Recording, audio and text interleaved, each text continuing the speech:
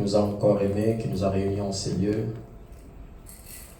Ce n'est ni par la force, ni par la puissance. Ce n'est qu'à cause de sa grâce que nous sommes en ces lieux. Aujourd'hui, nous allons partager sur connaître le Dieu qu'on adore, ou encore connaître le Dieu que nous servons. Connaître le Dieu qu'on adore, ou encore connaître le Dieu que l'on sert.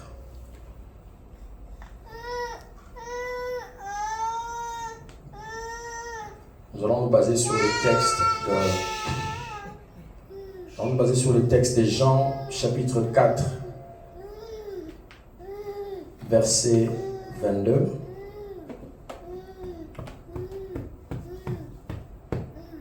Jean, chapitre 4, dans son verset 22, je vais lire au nom de Jésus.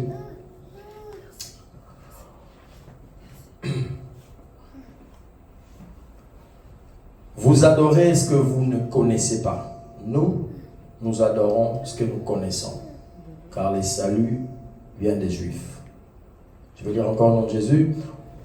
Jean chapitre 4, verset 22. Vous adorez ce que vous ne connaissez pas.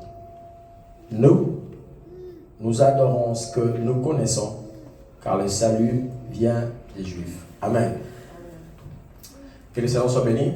Donc, comme je l'ai dit, nous allons parler sur ce sujet, connaître le Dieu que l'on sert, ou encore le Dieu qu'on adore. Ici, c'est la conversation que Jésus avait avec la femme samaritaine. Nous connaissons la fameuse femme samaritaine qui a eu une conversation avec Jésus alors que Jésus était en train d'attendre les disciples qui étaient allés chercher la nourriture pour lui. Et nous devons nous rassurer avant de mieux comprendre en fait pourquoi le Seigneur Jésus a dit ça. Si vous lisez les versets un peu plus tôt, la femme est en train de clamer que eux, avec leur père, ils savaient déjà, en fait, ils adoraient déjà le Seigneur, le Dieu d'Israël. Dans le verset 20, vous verrez qu'elle a dit « Nos pères ont adoré sur cette montagne.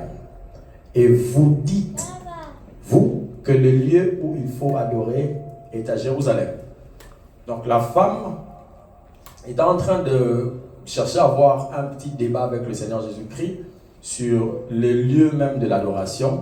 C'est pourquoi dans le verset 22, le Seigneur Jésus dit « Vous adorez ce que vous ne connaissez pas.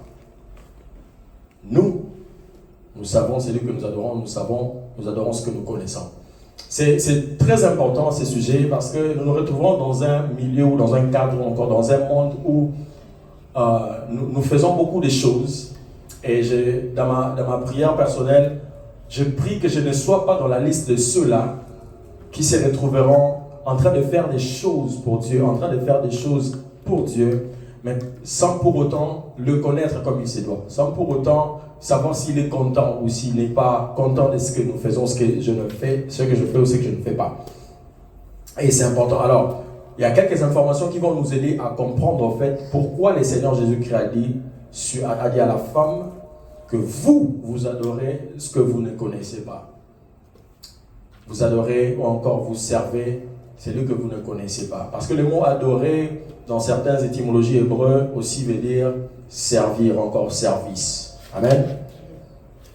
Alors, les Samaritains, je pense que l'autre fois j'ai essayé de parler un tout petit peu sur eux, mais j'essaierai encore d'ajouter quelques éléments importants pour savoir qu'est-ce que les Samaritains et pourquoi est-ce que Jésus avait parlé en ces termes-là avec la femme. Et aussi, avant que je n'évolue, je voudrais aussi que nous ayons une idée, pas seulement tous les Samaritains étaient pareils, il y a eu des bons Samaritains comme l'histoire que le Seigneur Jésus-Christ a utilisée sur la parabole du bon Samaritain qui a aidé la personne qui était en difficulté. Donc il y avait aussi des bons Samaritains. Mais de manière générale, c'est comme on dit à Kinshasa, Mouya Kamora Finissa, donc c'est avec ces concepts qu'il faudrait comprendre en fait ce que le Seigneur voulait dire. Alors les Samaritains étaient les descendants des mariages mixtes entre Juifs et les païens, qui remontaient à l'époque de l'exil. Donc les Samaritains, c'est un peuple qui est né entre le mariage des Juifs et les étrangers qui n'étaient pas, n'est-ce pas, les descendants d'Israël, Jacob en fait. Alors, ils ont entretenu des rivalités. Les Samaritains entretenaient des rivalités avec la nation juive et avaient mis en place leur propre culte. Un mélange du judaïsme et du paganisme. J'espère que vous me suivez bien. Donc les Samaritains étaient en train d'entretenir des rivalités. Des rivalités, inimitié avec les Juifs, au point qu'ils avaient leur propre culte. Un culte qui était un mélange du judaïsme et du paganisme. Avec leur propre temple situé sur le mont Garizim. C'est là que la femme était en train de dire, nos pères ont adoré sur cette montagne. La montagne en question, le nom c'est Garizim. Ok? C'était la montagne de Garizim. Alors la femme disait, nos pères ont adoré sur cette montagne. Et vous les Juifs, vous dites qu'il faut aller adorer à Jérusalem. Donc déjà, là, ça démontrait que déjà le lieu d'adoration aussi c'était un problème. Parce que Yahweh, si vous lisez encore les épîtres à l'époque des Exodes et tout ça, vous voyez beaucoup de choses, beaucoup d'instructions précises sur même les lieux d'adoration. Vous voyez, quand le Seigneur a dit à Abraham d'aller sur la montagne pour sacrifier Isaac, il avait donné une précision, n'est-ce pas? Alors, il faut comprendre en fait que la rivalité entre les Juifs et les Samaritains était beaucoup plus spirituelle. C'était basé sur Yahweh, c'était basé sur la connaissance de Yahweh. Alors, on évolue. Les Juifs les considéraient comme impurs. Les Juifs, de leur côté, considéraient les Samaritains comme impurs. Et vous verrez, il y a eu beaucoup d'histoires qu'on a utilisées, même ici, l'autre fois, quand on parlait de la prière et comment les Seigneurs étaient en train d'enseigner. Vous voyez que même Pierre a eu des difficultés dans la conception juive. Je vais vous amener à lire ça, là où les Seigneurs avaient donné des instructions. Il ne fallait même pas aller dans la maison, n'est-ce pas, de ceux-là qui n'étaient pas des Juifs. Ils étaient considérés comme impurs. Ils étaient considérés comme impurs juste à cause de la connaissance de Yahweh ou encore de l'appartenance à Yahweh. Amen, amen. Est-ce qu'on est en train de nous suivre? Alors, les Juifs les considéraient comme impurs et ils les haïssaient. Bon, ça c'est mauvais. Il ne faut pas haïr les gens. Vous voyez? À un point tel que ceux d'entre eux qui voyageaient, les Juifs qui voyageaient, de la Galilée à la Judée, préféraient prendre une route beaucoup plus longue qui passait à l'est du Jourdain, juste pour éviter de traverser la Samarie. Donc, le niveau de haine était tellement élevé. Imaginez-vous, pour aller à Fort Mill, Rock Hill, ou encore, Rock Hill, il faut passer par Fort Mill quand tu viens de Charlotte, pour ceux-là qui habitent aux États-Unis. Mais quelqu'un préfère aller faire un détour, je ne sais pas moi, pour aller vers Greensboro, juste pour éviter de passer par par Fort Mill pour arriver à Rock Hill. Et en fait, il y a des routes comme ça. Moi, je me rappelle, l'autre fois, je suis allé à Rock Hill, à partir de Gastonia. Donc, la route que ça m'a amené, je n'ai jamais vu cette route-là depuis que je suis ici. Donc, il y a des routes, en fait, qui peuvent vous amener à la même destination, mais qui passent par d'autres chemins. Donc, les Juifs étaient tellement en haine et en inimitié avec les Samaritains, voire même, ils étaient prêts à sacrifier un trajet beaucoup plus long, juste pour éviter de traverser la Samarie. Est-ce qu'on se comprend? Alors, quand Jésus dit que vous adorez ceux que vous ne connaissez pas, il y avait beaucoup plus de raisons à tirer dans ce sens. Est-ce qu'on est toujours ensemble? Alors, on évolue. Alors, pour comprendre maintenant, qu'est-ce qui est à la base de cela? Qu'est-ce qui est à la base de cette inimitié ou encore de cette rivalité? Au départ, nous sommes dans le livre d'Exode, chapitre 34, versets 12 à 16. Exode 34, 12 à 16. Exode 34, 12 à 16. Amen, amen. Alors, je vais lire au nom de Jésus. Garde-toi. Voilà, maintenant c'est Yahweh qui parle. Ici, c'est Yahweh qui parle. Garde-toi de faire alliance avec les habitants. Vous avez trouvé Exode chapitre 34, versets 12 à 16. Exode 34, 12 à 16. Garde-toi de faire alliance avec les habitants du pays où tu dois entrer, de peur qu'il ne soit un piège pour toi. Au contraire, vous renverserez leurs autels, vous briserez leurs statues et vous abattrez leurs idoles. Tu ne te prosterneras point devant un autre Dieu, car Yahweh porte le nom de jaloux. Il est un Dieu jaloux. Garde-toi de faire alliance avec les habitants du pays, de peur que se prostituant à leur Dieu et à leur offrant des sacrifices, et ils ne t'invitent et que tu ne manges de leurs victimes, de peur que tu ne prennes leurs filles pour tes fils et que leurs filles se prostituant, n'est-ce pas, on est ensemble, se prostituant à leur Dieu, n'entraînent tes fils à se prostituer à leur Dieu. Amen, amen. Donc la raison majeure que le Seigneur, Yahweh, avait interdit, n'est-ce pas, avait interdit de mixage entre les Juifs et les autres habitants d'autres nations, c'était juste la raison d'adoration, d'autres dieux, d'idolâtrie. Et ce qui a fait qu'il a même interdit les mariages. Il a interdit les mariages. Donc ne vous mariez même pas. N'allez même pas, ne vous laissez pas être invités. Ne vous laissez pas être invités dans leurs organisations, dans leurs fêtes, de peur qu'ils vous donnent leurs filles et que leurs filles se marient à vos fils et que la prostitution que leurs filles ont déjà sur d'autres dieux puisse affecter ou infecter vos fils et que cela devienne un problème et vous commencez à adorer d'autres dieux. Et c'est ce qui est arrivé alors qu'Israël était divisé en deux. Il y avait maintenant le royaume de Juda et il y avait Israël, le royaume du Nord. Vous verrez quand Akab, par exemple, était devenu roi, Akab s'est marié à Jézabel, qui était une fille d'une prêtresse des dieux Baal, et qui a fait que eux, ils adoraient le dieu Baal. Ils ont imposé, elle a amené cette culture, elle a amené cette religion en Israël au point de faire tuer les prophètes des dieux pour que l'adoration des Baal soit installée comme l'adoration unique d'Israël. Amen. Alors c'était des choses que Yahweh était en train déjà de prévenir d'avance avant d'entrer dans la terre promise. Il était en train de leur prévenir que ne vous associez pas à ces gens juste parce que je sais que ces gens-là auront l'influence sur vous. Est-ce qu'on est en train de se faire comprendre? Dieu n'est pas fou, c'est Dieu qui a créé l'être humain. Je pense qu'il pouvait même dire, bon, puisque vous avez déjà Yahweh, c'est bon, vous pouvez vous associer, vous allez les influencer. Parce que Yahweh est le plus puissant, n'est-ce pas? Mais pourquoi Yahweh interdit? Il interdit ce mixage en disant que c'est eux qui vont vous influencer. Yahweh n'est pas fou. Quand Dieu interdit une association, quand Dieu t'interdit une association, il te dit ne t'associe pas avec tel, Dieu n'est pas fou. Dieu n'est pas fou. Tu n'es pas plus intelligent que Dieu, tu n'es pas plus puissant que Dieu. Il est le tout-puissant. Mais pourquoi dans sa toute-puissance, sachant que c'est lui que Israël, à cette époque-là, adore, pourquoi il ne dit pas que allez, et vous allez les influencer? Non, il dit n'allez même pas, ne vous laissez même pas inviter. Parce que eux, avec la prostitution, ils vont adorer leur Dieu, ils vont faire des sacrifices à leur Dieu, et cette nourriture, vous allez les manger, parce que vous serez là, comme des invités, vous mangerez. Il y a des choses que nous faisons parfois par courtoisie. Parce que tu veux être, tu vois, tu vois, je suis quand même là, quand même.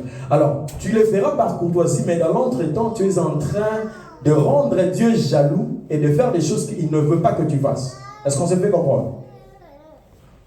Vous voyez? Alors, les Samaritains, c'est un peuple qui est né de ces mixages. Finalement, les Israélites, qu'est-ce qui s'est fait? Quand ils sont allés dans la terre promise, ils se sont laissés mixer, marier avec d'autres habitants. Et finalement, il y a eu maintenant toutes ces choses, ils se sont adonnés à d'autres dieux. Ils commençaient à adorer d'autres dieux très facilement. Ils sont devenus idolâtres. Et la jalousie des dieux s'est enflammée sur eux plusieurs fois. D'ailleurs, si vous lisez les livres des juges, ici, pour ceux-là qui vont nous suivre sur YouTube, je voudrais dire quelque chose, ça pourra peut-être choquer. Quand Israël, ici, vient d'être attaqué par Hamas, je vois beaucoup de gens aux États-Unis, la plupart des cas, pray for Israel, pray for Israel. Si vous lisez tranquillement les livres des juges, À chaque fois, même pas seulement le livre des Juifs, encore d'autres livres, à chaque fois qu'Israël a été attaqué par une autre nation, c'était juste à cause de leur désobéissance à Yahweh. Point. À chaque fois qu'Israël a été attaqué par une autre nation tout au long de la Bible, ça a toujours été parce qu'Israël a désobéi à Yahweh. Et Yahweh, délibérément, il pousse une nation à attaquer Israël par punition. Ça a toujours été le cas. Alors quand je vois les gens qui disent pray for Israel, bon, je regarde, je dis bon, d'accord. Il y a des fois on est simplement émotionnel parce qu'on ne lit pas parfois ces écritures. Si tu lis calmement, tu verras toutes les fois qu'Israël a été attaqué par toute autre nation, c'est Yahweh lui-même qui a autorisé parce qu'ils ont désobéi à Yahweh. Toutes les fois. Toutes les fois. Surtout dans le livre des Juges, c'est tellement clair. À chaque fois, c'est Yahweh qui élève une nation. Les Philistins surtout. Alors les nations qui étaient tout autour, la Syrie, les Philistins, Yahweh s'assurait que vous allez rester là quand ils vont pécher contre moi. Allez, attaquez. Ça a toujours été le cas. Amen, amen. But je ne dis pas comme je dis, je ne dis pas ça pour ne pas pray for Israel. Pray for Israel, c'est bien. Pray also for Hamas. Because Hamas aussi, ce sont des hommes et des femmes, des êtres humains qui ont besoin du salut. N'est-ce pas? Donc, pray for Israel, thank you. But pray also for any other nation on earth. Le Congo, quand on attaque le Congo, personne n'est là pour dire pray for Congo. Ok? Donc, il faut bien comprendre ça. Dieu a dit, je sais que la plupart des cas aux États-Unis, je voudrais parler de cette parenthèse et je fermerai rapidement. Aux États-Unis ou encore ailleurs, dans certaines églises ou encore ailleurs, la conception de ce que Dieu a dit à Abraham, je bénirai ce qui te bénira, ou je maudirai celui qui te maudira.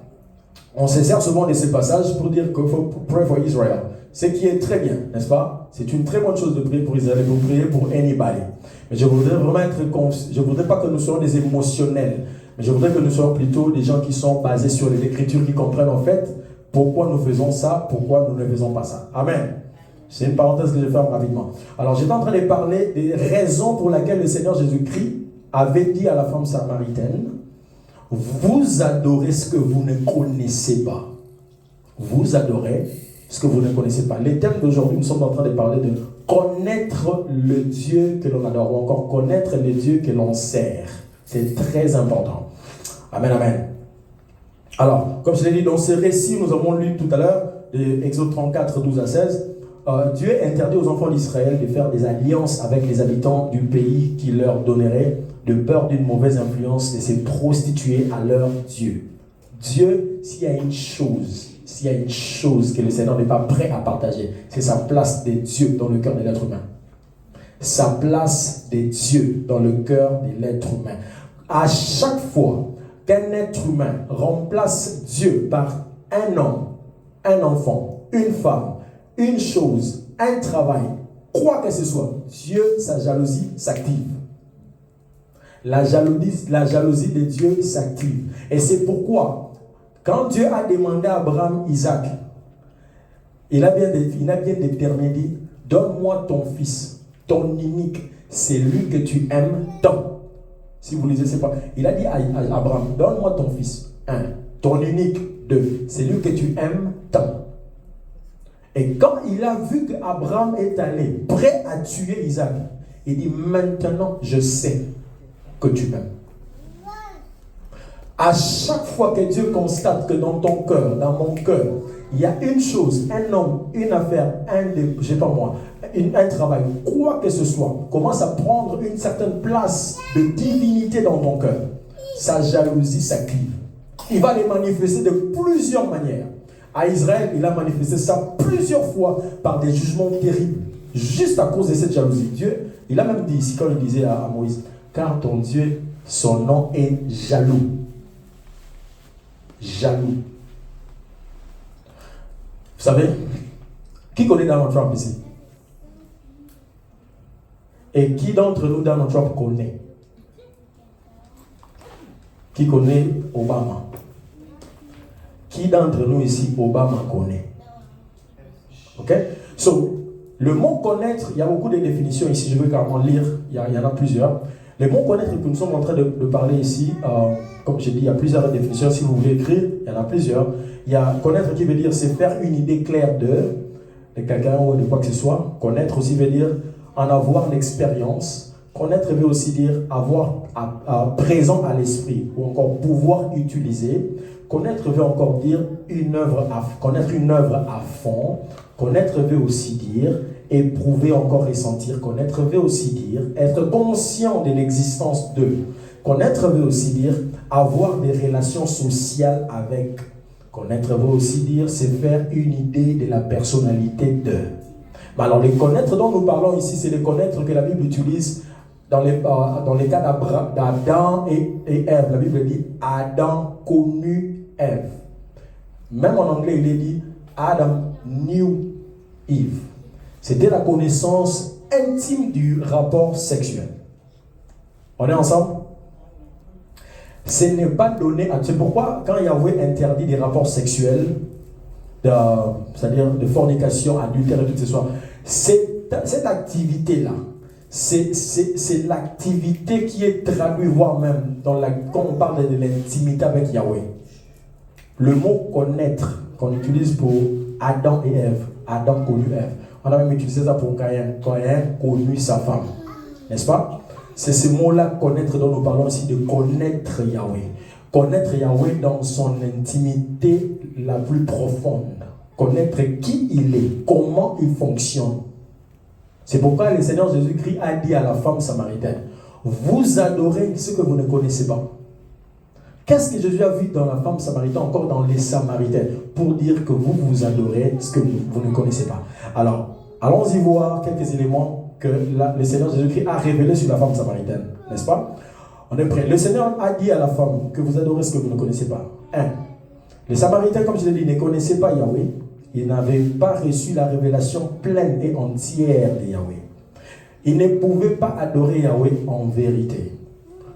Alors, pour la femme, le mode de vie qu'avait cette femme démontre à suffisance qu'elle ne connaissait pas Yahweh, malgré qu'elle a clamé que nous, nos pères, que nous adorons sur cette montagne ici, n'est-ce pas? Donc elle était en train de pratiquer l'adoration. Elle était en train de pratiquer le service pour Yahweh. Il était en train de chercher à dire au Seigneur Jésus-Christ, mais vous dites qu'il faut aller adorer à Jérusalem. Mais nous, nos pères ont adoré sur cette montagne. Donc, elle était pratiquement adoratrice, comme on peut l'appeler aujourd'hui. Ok? Alors, dans le verset 18, le Seigneur commence à dévoiler. 1. Tu as eu 5 maris. 5 maris. La Bible ne dit pas si ces maris-là étaient en train de mourir par un à un et qu'elle changeait de mari. Ce n'est pas été clair. Mais le fait déjà qu'une femme ait 5 maris, ça sonne comment dans tes oreilles? Une femme qui a eu 5 maris. Ok? Et on ne s'arrête pas là. La Bible dit, et Jésus dit encore, que c'est lui avec lequel tu vis là, avec le nouveau là que tu as, et même pas ton mari. Mais c'est elle qui a dit dans le verset 20, nos pères, et nous adorons sur cette montagne. Donc, elle pratiquait la vie d'adoration, encore ce qu'on appelle adorateur. Comme aujourd'hui, je voyais ça s'est fatigué un peu. À un moment, vers 2015, sur Facebook, les gens changeaient de nom maintenant. Adorateur Eric Gounouga. Adorateur tel. C'est quoi ce problème? Donc, les gens n'avaient plus seulement des noms, ils commencent à avoir des titres adorateurs. Les Seigneur se dit, vous adorez ce que vous connaissez. Il commence à détailler. Ton mode de vie décrit clairement que tu ne connais pas Yahweh. Les Yahweh là que tu clames, que tu adores, que tu sers, tu ne les connais pas. Tu ne les connais pas. Si tu les connaissais, ton mode de vie les prouverait, les démontrerait. Est-ce que je suis en train de parler à quelqu'un? Ton mode de vie détermine ton niveau de connaissance de Yahweh. Ce n'est pas ton service. Ce n'est pas tes expressions dans la prière. Ce n'est pas ce que tu fais que les gens voient. Ces secrets-là, cette femme-là, à cause de ces secrets, c'était des secrets. Ça fait d'elle une évangéliste. Après ça, elle est allée informer tous les villages. Cet homme m'a dit tout ce que je fais. Des choses que tu fais, que moi je ne vois pas. Il y a un homme qui s'appelle Jésus. C'est tout ce que... Et c'est pourquoi il peut te dire, tu adores ou tu sers celui que tu ne connais pas. Vous savez, quand tu fais des choses pour Dieu, et que Dieu vient et te dit, au communauté, tu dis, Yahweh. J'ai pensé qu'en faisant ceci, il petit, comme non. Amen, amen, amen. Amen, amen, amen. Nous allons progresser pour voir maintenant quelques éléments qui vont nous aider à comprendre mieux. Ok? Nous sommes dans le livre de 1 Samuel, chapitre 2. 1 Samuel, chapitre 2, versets 12 à 17. C'est une histoire peut-être connue de loin, mais peut-être il nous faudra lire pour voir certains détails. 1 Samuel, chapitre 2, versets 12 à 17. Si vous avez trouvé, dites Amen. Et non pas retrouvé. Ah, frère. 1 Samuel, chapitre 2. Excusez-moi. La Bible de papier, là, c'est pas facile. 12 à 17. C'est-à-dire, on va lire 12 à 17 et puis 27 à 36. Alors, voilà comment est-ce que ça commence avec dans le verset 12. Les fils d'Élie étaient des hommes pervers. Ils ne connaissaient point Yahweh. Est-ce que vous avez vu ça? Les fils d'Élie étaient des hommes quoi? Pervers. Ils ne connaissaient pas Yahweh. Alors on évolue verset 13. Et voici quelle était la manière d'agir de ces sacrificateurs à l'égard du peuple. Lorsque quelqu'un offrait un sacrifice, le serviteur du sacrificateur arrivait au moment où l'on faisait cuire la chair, tenant à la main une fourchette à 3 dents. Il piquait dans la chaudière, dans les charbons, dans la marmite ou dans les pots. Et tout ce que la fourchette amenait, le sacrificateur le prenait pour lui. C'est ainsi qu'ils agissaient à l'égard de tous ceux d'Israël qui venaient là à Silo.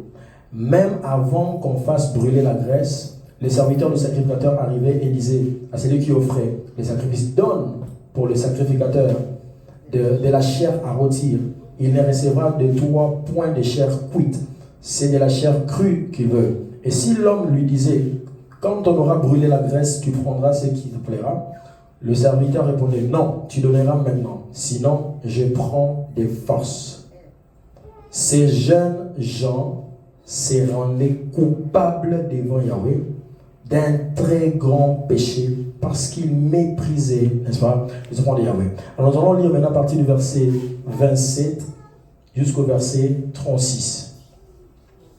Un homme de Dieu vint auprès Élie, n'est-ce pas, le sacrificateur, et lui dit, ainsi parle Yahweh, ne me suis-je pas révélé à la maison de ton père lorsqu'ils étaient en Égypte, dans la maison de Pharaon? Je l'ai choisi parmi toutes les tribus. Alors le verset qui va nous intéresser, je vais descendre un peu. Verset 30. C'est pourquoi voici ce que j'ai dit, ce que dit Yahweh, le Dieu d'Israël. J'avais déclaré que ta maison et la maison de ton père marcheraient devant moi à perpétuité. Et maintenant dit Yahweh, loin de moi, car j'honorerai celui qui m'honore, mais ceux qui me méprisent seront méprisés. Voici les temps arrivent où je retrancherai ton bras et les bras de la maison de ton père. La bras de la maison de ton père, en sorte qu'il n'y aura plus de vieillards dans ta maison. Tu verras un adversaire dans ma demeure, tandis qu'Israël sera comblé de biens par l'Éternel, et il n'y aura plus jamais de vieillards dans ta maison. Je laisserai subsister auprès de mon autel l'un des tiens, afin de consumer tes yeux et d'attrister ton âme. Mais tous ceux de la maison mourront dans la force de l'âge. Et tu auras pour signe ce qui arrivera à tes 2 fils, Ophni et Phiné. Ils mourront tous les 2 le même jour. Je m'établirai un sacrificateur fidèle qui agira selon mon cœur et selon mon âme. Et Dieu a toujours cherché un homme qui va faire des choses selon son cœur, selon son âme. Selon son cœur, selon son âme. Amen, amen, amen. Amen, amen, amen. Il y a pire que ça, c'est...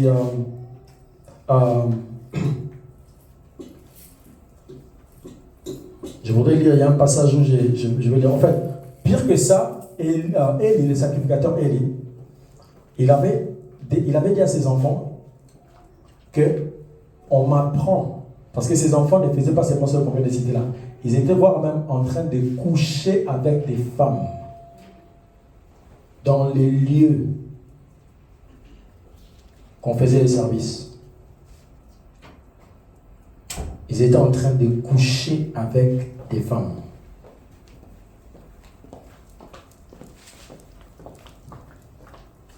Le verset 22 dit ceci. Élie était fort âgé et il apprit comment ses fils agissaient à l'égard de tout Israël. Il apprit aussi qu'il couchait avec les femmes qui s'assemblaient à l'entrée de la tente d'assignation. Amen, amen. Le premier verset 12, nous avons vu, on a dit, les fils d'Élie ne connaissaient pas Yahweh. Ils étaient pervers et ne connaissaient pas Yahweh. J'insiste ici, notre comportement, nos habitudes et tout ce que nous faisons détermine les niveaux de notre connaissance de Yahweh.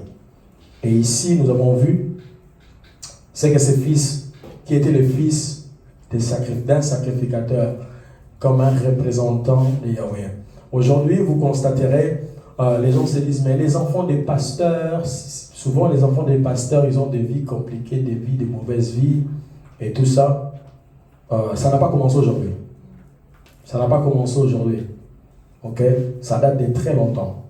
Même les enfants de Samuel, le prophète Samuel, ces enfants avaient des comportements terribles.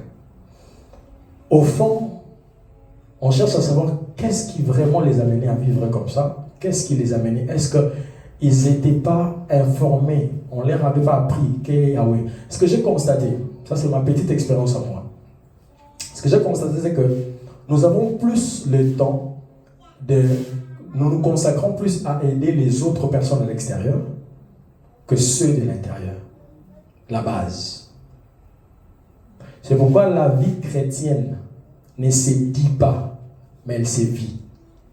Si mon fils ne voit pas Daddy en train de chercher le Seigneur dans la prière, si mon fils ne voit pas Daddy en train de lire les Écritures, si mon fils ne me voit pas aimer maman, ma femme, et la traiter comme une reine, c'est-à-dire la définition d'un enfant de Dieu, des chrétiens, c'est tout ce qu'il aura, c'est ça. Bien souvent, nous allons dire des choses, mais nous ne les faisons pas. Le christianisme n'est pas, c'est pas les dire. Paul a dit, nous sommes des lettres écrites. Nous sommes des lettres écrites. Nous sommes des lettres. Nos vies sont des écritures. Notre mode de vie doit enseigner plus que tout ce que nous disons. Oh, je prie, je demande au Seigneur, aide-moi, je veux de moins en moins prêcher, je veux de moins en moins parler. Aide-moi à devenir la prédication. Je demande au Seigneur, aide-moi à devenir la prédication. Que ma vie prêche, pas que mes propos et mes paroles, mais que ma vie elle-même prêche. Et ça n'arrive que quand maintenant nous pensons que nous-mêmes, nous avons besoin de tout ce que le Seigneur nous dit de dire aux autres. Si le problème souvent c'est que quand le Seigneur nous donne un message comme celui-ci, nous pensons qu'il parle à ceux-là qui nous écoutent. Il me parle vraiment. J'aime le pasteur Roland qui dit souvent, moi le premier. C'est-à-dire, ce qui sort de ma bouche ici, que le Seigneur est en train de mettre dans mon cœur, moi le premier, j'en ai besoin. Oh Seigneur, aide-moi à te connaître. Aide-moi à te connaître. Est-ce que je suis en train de parler à quelqu'un? Je vous dis, c'est un risque terrible de prétendre connaître Yahweh, de faire des choses pour Yahweh, mais ne pas le connaître. Je vous dis, c'est un risque terrible. Yahweh, il est très jaloux. Vous adorez, vous servez ce que vous ne connaissez pas. Donc, c'est possible de se retrouver en train de faire des choses pour Yahweh, de faire des activités, mais sans pour autant les connaître. Oh, si tu constates dans ta vie qu'il y a un élément, il y a une pratique, il y a des choses que tu fais qui démontrent à toi-même d'abord que ça là, est-ce que Yahweh réellement approuve ça là.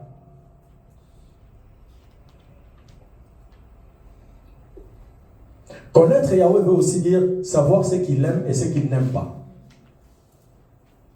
Savoir ce qu'il aime et ce qu'il n'aime pas. Pas seulement le savoir, mais les faire. Parce que le Seigneur Jésus-Christ a dit ceci sur la parole quand il expliquait sur écouter et mettre en pratique. Il dit, ce n'est pas intéressant d'écouter ce que je vous dis, tant que vous ne les mettez pas en pratique. C'est-à-dire le christianisme, c'est de la pratique. Ce n'est pas des théories. Ok?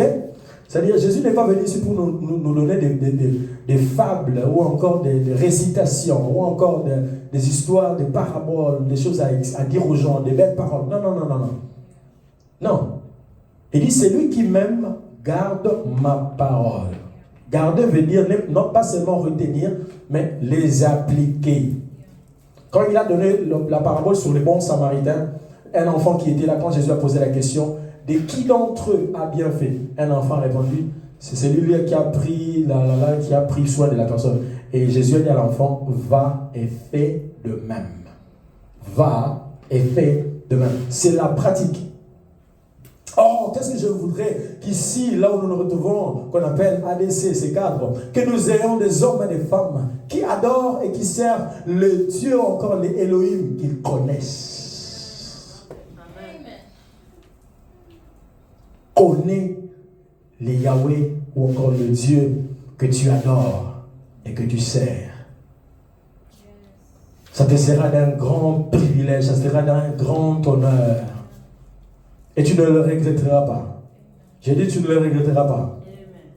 Alors il y a un élément que je voudrais ici, ça semblera comme un son des jugements, mais c'est important de les savoir. Nous avons aussi lu comment est-ce que le Seigneur a proclamé le jugement dans la famille du sacrificateur Élie à cause du comportement de ses enfants. Vous avez vu, et Dieu a dit qu'ils vont mourir le même jour, n'est-ce pas? Alors il y a un élément dans le livre de 1 Roi, chapitre 22, 1 à 40, c'est une très longue lecture, je ne ferai pas toute la lecture. 1 Roi, chapitre 22, versets 1 à 40. Ok? Les trois versets qui vont nous intéresser, ce sera les versets 19 à 22. 1 Roi, chapitre 22, versets 1 à 40. Alors, les versets qui vont plus nous intéresser, ce sera les versets 19 à 22. J'ai donnerai quand même un summary, encore le résumé de l'histoire. Alors, le verset 19 dit ceci. Et Michée dit, écoute donc la parole de Yahweh. J'ai vu Yahweh assis sur son trône, et toute l'armée des cieux s'étendant auprès de lui, à sa droite et à sa gauche. Et Yahweh dit, soyez prêts, ce que je suis en train de lire ici, peut-être vous n'avez jamais entendu parler de ça, mais Dieu fait des choses que vous ne pouvez même pas vous imaginer. On est prêts? Alors, Yahweh dit dans le verset 20, qui séduira? Là, c'est Yahweh. Yahweh est en train de poser la question. Qui séduira Akab pour qu'il monte à Ramoth en Galade et qu'il y périsse? Ils répondirent, l'un d'une manière, l'autre d'une autre. Yokasiko, écoute. Et un esprit vint se présenter devant Yahweh et dit, moi, je le séduirai. Yahweh lui dit, comment? Je sortirai, répondit-il, et je serai un esprit de mensonge dans la bouche de tous ces prophètes. Yahweh dit, tu les séduiras et tu en viendras à bout. Sors et fais ainsi. Et Yokasuko, verset 23. Et maintenant, voici, Yahweh a mis un esprit de mensonge dans la bouche de tous tes prophètes qui sont là, et Yahweh a prononcé du mal contre toi. Amen, amen. Vous avez entendu cette conversation. Yahweh, le Dieu d'Israël, le Dieu amour compatissant, tout ce que vous voulez, Dieu de grâce. Dans son trône, avec tous les esprits tout autour, il pose la question, qui va aller pour séduire Akab, afin qu'il aille pour mourir. Yahweh, il cherche la stratégie pour faire tuer quelqu'un. Yahweh.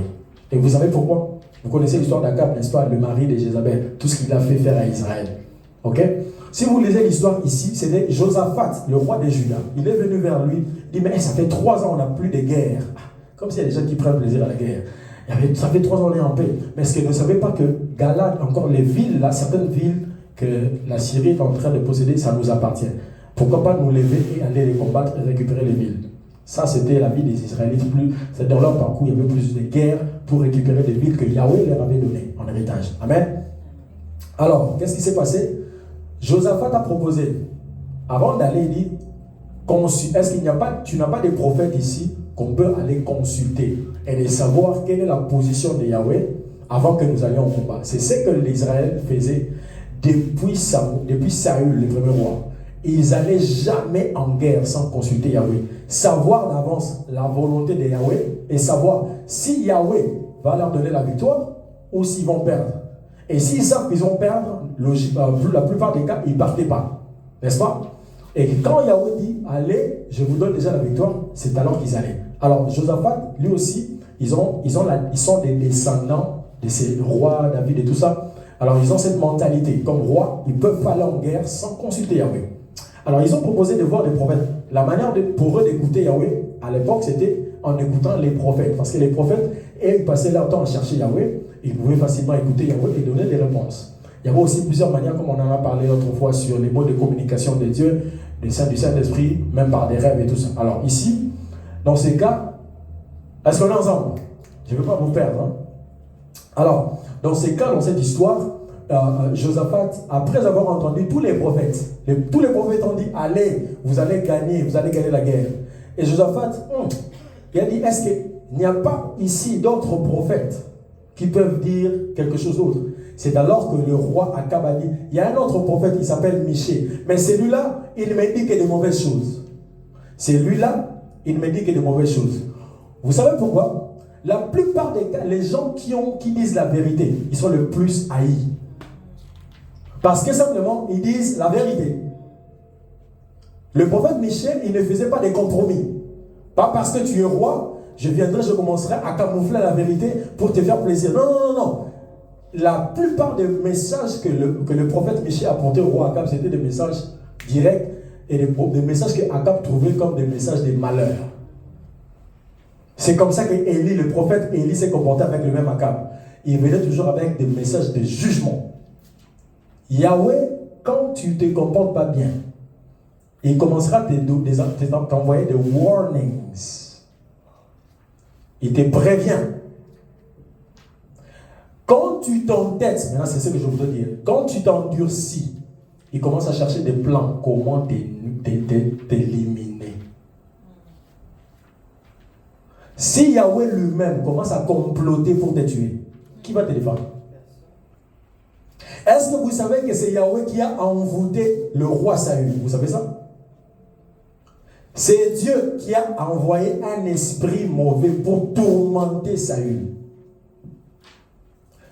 Connais les dieux que tu adores, les dieux que tu sers. Si tu ne lis pas ces écritures, tu auras une connaissance imaginaire et une connaissance des opinions de ces Yahweh. Je ne voudrais pas que nous soyons dans la liste de ceux-là. Je voudrais, par la grâce du Seigneur, que nous soyons de ceux-là qui connaîtront Yahweh, pas connaîtront la Bible. Il y a une différence. On peut connaître la Bible comme un livre. Il y a des gens qui sont des bons lecteurs. Ils peuvent te lire la Bible ici, de Genèse, Apocalypse, même en 2 semaines. Boum. C'est pas ça connaître Yahweh. Non. Ça, c'est pas ce que je suis en train de dire ici. Connaître Yahweh, c'est connaître ce qu'il aime, son caractère. Son caractère, ses critères et toutes ces choses. Et ce qu'il n'aime pas. Est-ce que je suis en train de parler de quelqu'un? Yahweh a comploté pour tuer Akab à cause de l'endurcissement de son cœur. Il se maintenait dans le mal. Si vous lisez l'histoire après, Akab a été tué dans cette guerre. Akab a été, parce qu'il avait maintenant suivi la voix de tous ces prophètes qui ont dit, allez-y, vous allez gagner. Et il a suivi la voix de ces prophètes que Dieu lui-même avait manigancé. Et l'esprit des mensonges a donné l'idée. Je vais souffler les mensonges dans tout. Vous qui avez des dons de prophétie, je voudrais vous parler aussi. Est-ce qu'il y a des gens qui ont des dons de prophétie ici? Est-ce qu'il y a des gens qui ont des dons de prophétie ici? Hein? Attention, hein, les dons de prophétie. C'est Yahweh qui reste le maître des esprits. C'est-à-dire, il peut vous souffler les mensonges. En fait, vous serez que des instruments, n'est-ce pas? S'il veut détruire quelqu'un, il va se servir de toi, le prophète, la prophétesse. Va dire à la personne, va faire ça. Et la personne va là-bas, fait ça. Ta! Prophète, tu as vu là-bas. C'était pas ton moment, toi tu étais seulement un instrument. Amen, amen, amen. Connaître le Dieu que tu adores, le Dieu que tu sers.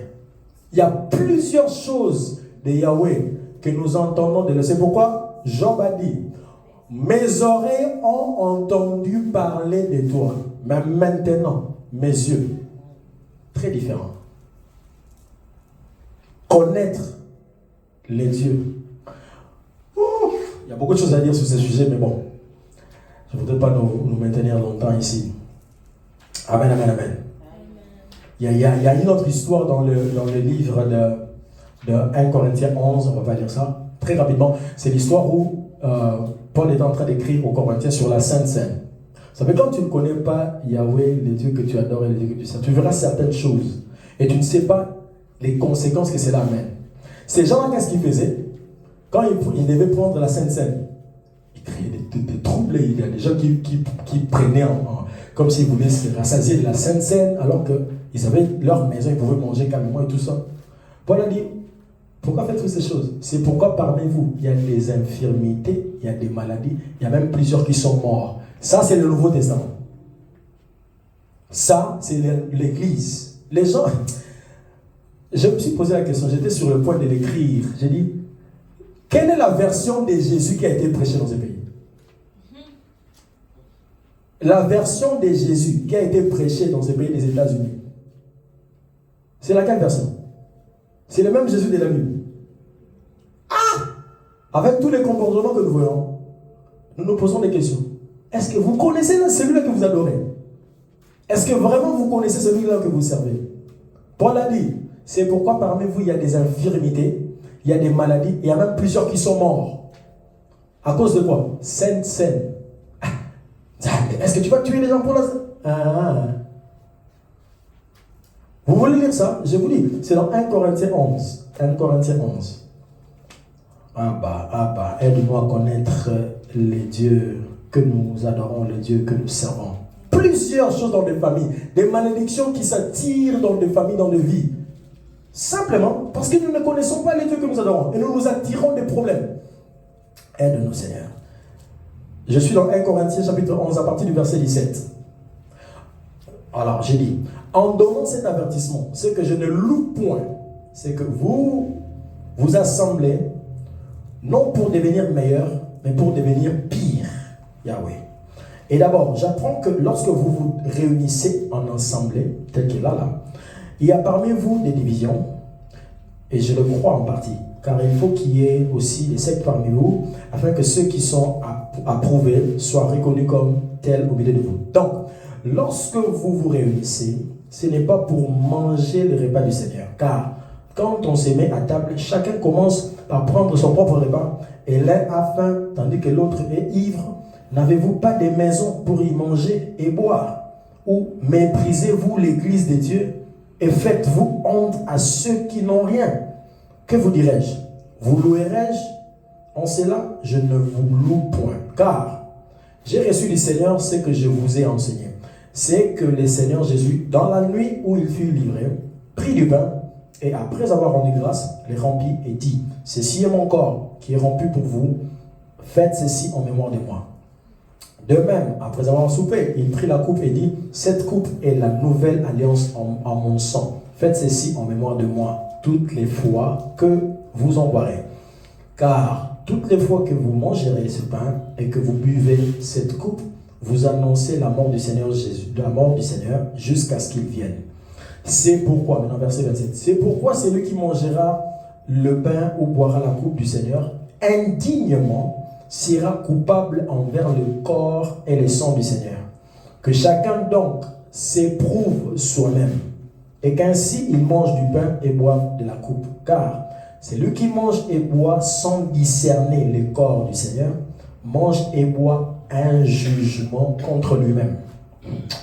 C'est pour cela qu'il y a parmi vous, maintenant c'est ce que je disais, beaucoup d'infirmes, des malades, et qu'un grand nombre sont morts. Sainte-Seine. Vous savez, moi je me rappelle, quand on était très petit, à l'église catholique, ils donnent ce qu'on appelle la Sainte Seine. Chaque dimanche, pratiquement, ils donnent la communion. Alors, on en donne à ceux-là qui sont baptisés, n'est-ce pas? Ou encore ceux-là qui sont à Kouli, moi, à Kouli. Baptisés de ma première communion, Kokula. Je sais pas comment ici ça se fait. Et toi, tu te rappelles ça? Tu connais même pas? Ok. C'est chez les catholiques. C'est-à-dire, il y a un moment, à un certain âge, on suit certains enseignements et puis au Kouli. Non, baptême, c'est quand on est bébé. On te baptise, après tu fais la communion. Non, baptême, c'est pour les bébés, non? On fait la personne des bébés. Communion, bon. C'est quand tu prends ta baptême. Quand tu es bébé, c'est quelque chose de. Moi, je suis catholique. J'ai été catholique. Tu prends le jour où on va te mettre de l'eau sur la tête, aspersion, c'est un baptême. Le jour que tu vas prendre ta première communion. Ah, ok. Voilà, donc communion et tout ça. Alors, moi, je n'ai jamais été baptisé à l'église catholique. Je n'ai jamais été allé. Alors, ça fait que l'un de ces dimanches, on allait, quand on était petit, parfois on allait à l'église catholique là. Une fois, moi j'avais faim. Je suppose que j'ai faim le dimanche. Il faut me comprendre. J'ai faim. Alors, moi dans mon là, c'est pourquoi, entre parenthèses, quand on m'invitait chez les gens de Dewey, j'allais avec plaisir. Là-bas, on mange. Alors, ce jour-là, j'ai pris la communion. Maintenant, voilà ce qu'on nous racontait quand on était petit. Si tu n'es pas baptisé, si tu es au coulaté et que tu manges la communion, ça va se transformer en sang.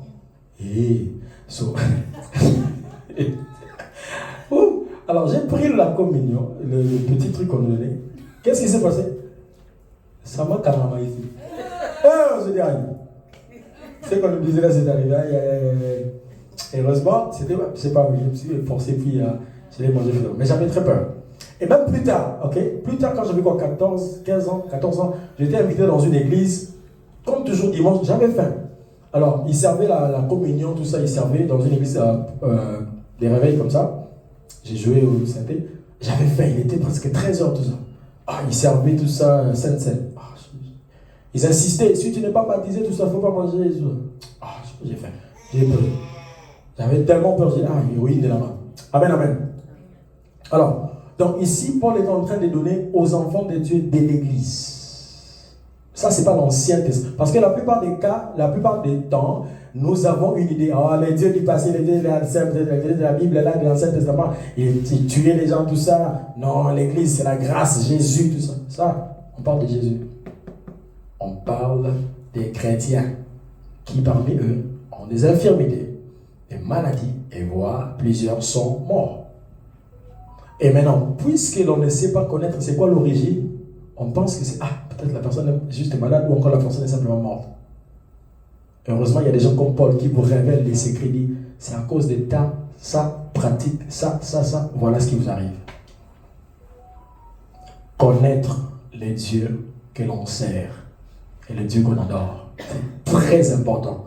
Vous savez, je ne voudrais pas que tu te retrouves en train de subir les jugements des dieux sans les savoir. Tu peux déjà être en train de subir les jugements des dieux, étant chrétien, enfant des dieux, sans les savoir. Tu commences à prier ici, prier l'aventure et regarder ta pécho. Amen, amen. S'il y a quelque chose qui n'a pas changé dans la nature de Dieu, c'est sa sainteté. La venue de Jésus, la mort sur la croix, n'a pas decreased ou encore n'a pas diminué l'intensité de la sainteté de Yahweh. Yahweh reste saint. J'ai dit et je vous remercie. Amen, amen. Nous allons prier, glorifie le Seigneur. Rends grâce au Seigneur, acclame le Seigneur, acclame le Seigneur. Lève-toi et prie, demande au Seigneur de se révéler à toi. Il y a plusieurs manières de connaître Yahweh. Il y a plusieurs manières de connaître Yahweh. Tu peux connaître Yahweh, c'est vrai, en le cherchant dans la prière. Tu peux aussi connaître Yahweh si Yahweh lui-même se révèle à toi. Tu peux aussi connaître Yahweh en lisant les Écritures et le Saint-Esprit t'ouvre les yeux et que tu connais Yahweh. Tu commences à connaître Yahweh. Nous avons besoin de te connaître Yahweh. Nous voulons te connaître dans ta profondeur. Nous ne voulons pas être de ceux-là qui te connaîtront superficiellement. Yahweh nous voulons te connaître dans ta profondeur. Aide-nous, Yahweh. Aide-nous, Seigneur, à te connaître. Nous ne voulons pas être comme de ceux-là qui t'adorent, qui te servent, mais sans pour autant te connaître. Nous ne voulons pas être comme ceux-là qui font des choses, des activités pour toi, en ton nom, sans pour autant te connaître. Nous ne voulons pas être comme le fils de Séva, qui sont venus devant le posséder en disant au nom de Jésus que Paul prêche. Non, nous voulons dire au nom de Jésus que nous connaissons. Nous voulons dire au nom de ce Jésus que nous connaissons. Oui, nous voulons te connaître comme Paul a prié. Oh, je prie que vous puissiez connaître la profondeur, la hauteur de celui-là, le Seigneur, le Roi. Nous ne voulons pas seulement te connaître superficiellement, nous voulons te connaître dans ta profondeur, dans la largeur, dans la hauteur, dans l'espace, dans tout et à tous les niveaux, Yahweh. Nous sommes incapables d'y arriver, nous sommes incapables de par nous-mêmes. C'est pourquoi nous avons besoin de l'aide de ton esprit. Lui qui connaît, la Bible dit, mais qui connaît la pensée de l'homme si ce n'est l'esprit de l'homme, et qui peut connaître et sonder la pensée de Dieu si ce n'est l'esprit de Dieu. Yahweh, cher Saint-Esprit, toi qui connais mieux la pensée de Yahweh, toi qui connais mieux la pensée de Yahweh, vas-y, révèle à chacun de nous. Nous voulons connaître Yahweh, nous voulons savoir ce qu'il attend de nous, nous voulons savoir et connaître comment il nous veut vivre avec lui. Nous voulons non seulement écouter ce qu'il nous dit, mais aussi mettre en pratique ce qu'il nous demande de faire. Nous ne voulons pas simplement écouter, mais aussi mettre en pratique ce qu'il nous demande de faire. Pour ta gloire, Zabrikete Mazore Deba, Baroude Beshe Brekete, Lika Moussa Litakaba, Lede Debos Lekate, Jabrekete Kete, Rakaba Sobrokoto, Zeredeba Sebrakata, Makaradaraba Sebrekete, Reko Sobrokoto, Zebrakata Rakadaraba, Moro Brobobo Sobrokoto, Zebrekete Rebaragaraba, Rekete Kirabadaraba, Zobrokoto Robobo, Merakata Rabarababa, Yerebo Sobrokoto, Zabrakata Rababa, Makoro Robobo Sobrokoto, Zarekata Rabarababa, Rekete Brato Robobo, Makabu Sebrekete Rebe, Zerekate Barababa, Makore Brebe, Sakite Barababa. Abba, ta grâce, Seigneur, ta grâce, Seigneur, ta miséricorde, Seigneur, ta miséricorde, Seigneur. Ouvre les yeux de nos cœurs. Ouvre les yeux de nos cœurs et élargis notre compréhension de ta personne. Élargis notre connaissance, notre compréhension de ta personne. Dans le nom de Jésus.